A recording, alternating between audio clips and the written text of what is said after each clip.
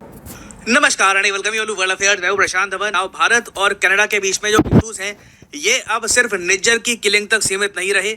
Recently Justin Trudeau ने एक बड़ी स्टेटमेंट दी है। इन्होंने ये कहा है कि पूरी दुनिया को चिंतित होना चाहिए ये देख कर के भारत क्या कर रहा है। इन्होंने कहा है कि ऑलरेडी कई कंट्रीज बहुत ज़्यादा चिंतित हैं इंडिया के एक्शंस देखकर।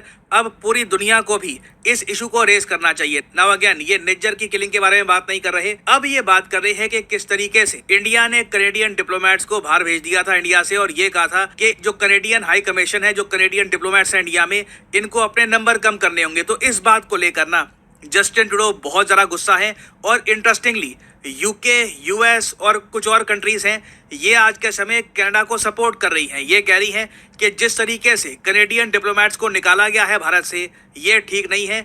इंडिया ने सही एग्जाम्पल यहाँ पर सेट नहीं किया। भारत का मानना ये है कि इंडिया ने कोई भी इंटरनेशनल कानून नहीं तोड़ा, और वियना कन्वेंशन के हिसाब से, अभी आपको बताऊंगा वियना कन्वेंशन क्या है, उसके हिसाब से इंडिया के जो एक्शंस हैं बिल्कुल जस्टिफाइड हैं और करेक्ट है। तो इस वीडियो में हम जानेंगे कि इशू क्या है, क्यों यूके और यूएस इस हद तक कनाडा के डिफेंस में उतर आए हैं। यूके ने तो ये भी कह दिया कि हम इंडिया के डिसीजन से एग्री नहीं करते। सो बहुत कुछ यहाँ पे आपको जानने को मिलेगा, मगर आगे बढ़ने से कनाडा, यूके और यूएसए, बताइए पांचवा मेंबर फाइव आइज में कौन सा है? इजराइल, आयरलैंड, न्यूजीलैंड या साउथ अफ्रीका? कमेंट सेक्शन में करिए उत्तर। सही आंसर मैं आपको दूंगा वीडियो के अंत में। नाउ जस्टिन ट्रूडो ने रिसेंटली जो स्टेटमेंट्स दिए उसमें एक बात आप नोट करोगे, बहुत ही अजीबोगरीब इनकी एक लाइन है। उन्होंने ये कहा है कि इंडिया आज के समय जिंदगी मुश्किल कर रहा है मिलियंस ऑफ लोगों के लिए जो इंडिया में भी रहते हैं और कनाडा में भी रहते हैं। नाउ यहाँ पे आपको सोचना होगा कि इंडिया में जो लोग रहते हैं उनके लिए जो मुश्किल है उसकी टेंशन जस्टिन ट्रूडो को क्यों हो रही है? वेल देखो, यहाँ पर इशू मेन ये है, इंडिया ने कहा है कि जितने डिप्लोमेट्स हमारे हैं आपके देश में, आप भी उतने ही डिप्लोमेट्स रखोगे हमारे देश में। ऐसा नहीं होगा कि भारत के 20 डिप्लोमेट्स हैं कनाडा में और कनाडा 60 डिप्लोमेट्स लेकर बैठा है इंडिया में। अब यहाँ पे आप पूछोगे मगर कनाडा ने इतने सारे डिप्लोमेट्स इंडिया में रखे क्यों थे? देखिए इसका बहुत ही सिंपल आंसर है, Indian students billions of dollars खर्चते थे कनाडा में पढ़ने के लिए, और ये एक बहुत ही बड़ा सोर्स ऑफ इनकम था कनेडियन यूनिवर्सिटीज के लिए, और कनाडा की इकोनॉमी में भी इससे बिलियंस ऑफ डॉलर्स इंडिया से जाते थे कनाडा में।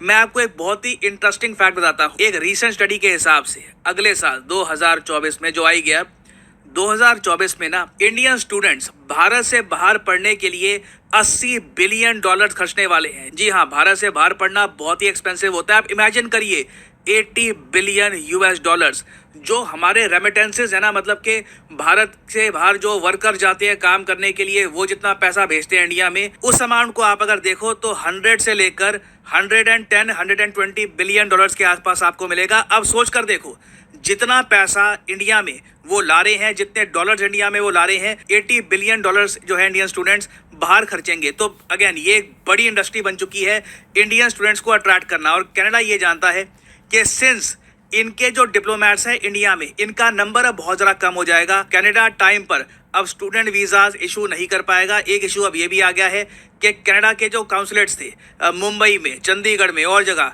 ये भी अब बंद हो चुके हैं।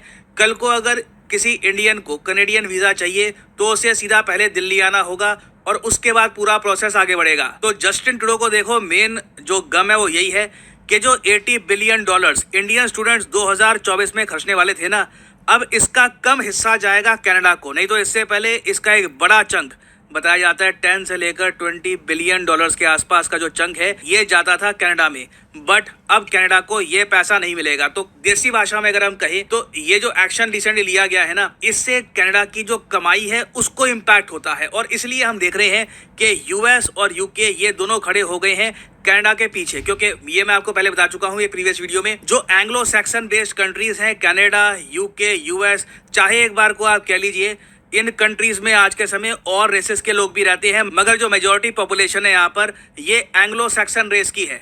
ये लोग आपस में बहुत ही ज़्यादा करीबी रिलेशंस बनाकर रखते हैं।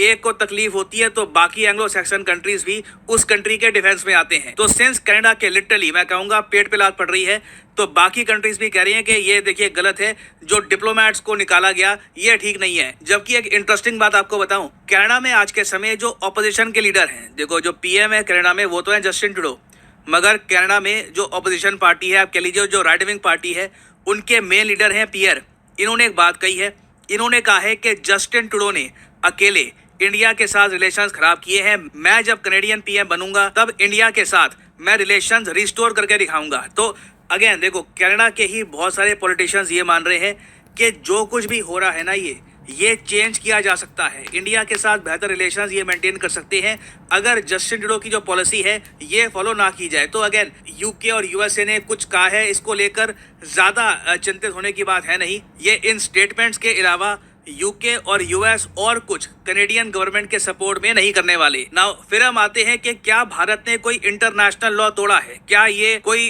इंटरनेशनल ट्रीटी के अगेंस्ट है कि आप अगर किसी कंट्री को ये कहो कि आपके जो डिप्लोमेट्स हैं ना हमारे देश में, इनको निकालो, आप इनको बाहर निकालो, सब डिप्लोमेट्स को नहीं, कुछ डिप्लोमेट्स का नंबर आप कम करिए।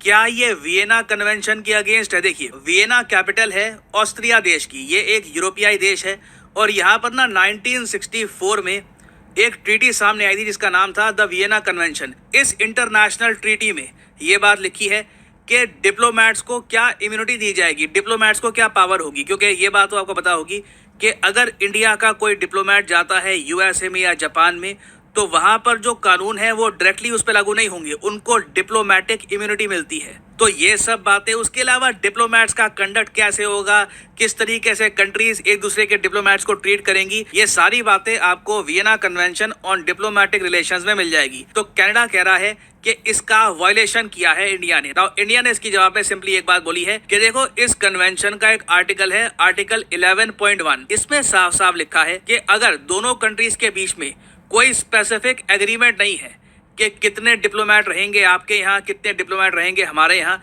तो एक कंट्री कह सकता है कि दूसरा देश अपने जो टोटल डिप्लोमेटिक मिशन का साइज है ये अपनी लिमिट में रखे। ये बात कैटेगोरिकली लिखी है। इंडिया ने साफ साफ ये कह दिया है, हमने आपका जो मेन एम्बेसडर है, जो आपका हाई कमिश्नर है, उसे नहीं कहा कि जाओ, हमने ये नहीं कहा कि अपनी जो सारी एम्बेसीज है बंद कर दो। हम सिंपली ये कह रहे हैं कि जो साइज है अपने मिशन का वो उतना ही रखो जितनी आवश्यकता है आपको। नहीं तो आप सोच कर देखो, कल को कनाडा 1000 डिप्लोमेट्स इंडिया में डिप्लॉय कर, इनको कौन रोकेगा? कहीं तो कुछ एक लिमिट होगी ना। इंडिया कहेगा कि देखिए जितनी नीड है, जितना एक रीजनेबल नंबर होना चाहिए, उतने डिप्लोमेट्स यहाँ पे आप रखिए। आप जरूरत से ज्यादा डिप्लोमेट्स इंडिया में क्यों डिप्लॉय करके बैठ गए हैं? तो इंडिया ने सिंपली ये कहा है कि हम आपको ऐसा नहीं है कि रिलेशन तोड़ रहे हैं या फिर हम कह रहे हैं कि बस इंडिया से निकल जाओ। हम सिंपली ये कह रहे हैं कि जितने डिप्लोमेट्स इंडिया के हैं कनाडा में, सेम नंबर आप भी रखो। बट कनाडा को इसको लेकर काफी चिंता है क्योंकि कनाडा के जो डिप्लोमेट्स हैं इंडिया में, ये प्राइमरली काम करते थे वीजा प्रोसेसिंग का। जो इंडियन स्टूडेंट्स करोड़ों रुपए खर्चना चाहते हैं कनेडियन यूनिवर्सिटीज़ पर, ये जो पूरा प्रोसेस है ये कनाडा के जो डिप्लोमेट्स हैं यही फैसिलिटेट करते थे।